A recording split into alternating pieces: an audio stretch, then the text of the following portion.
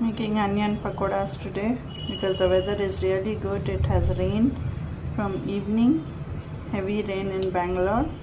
So these are the pyaz pakodas, onion. In this I have added ajwain, fennel seeds, jeera powder, chili powder, turmeric powder, salt. That's all. And besan, water, little water. Make it a thick batter and fry that. Putting one more batch of this.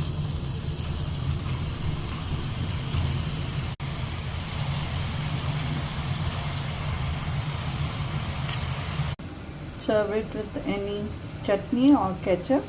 It's become crispy and nice. Fry till golden brown.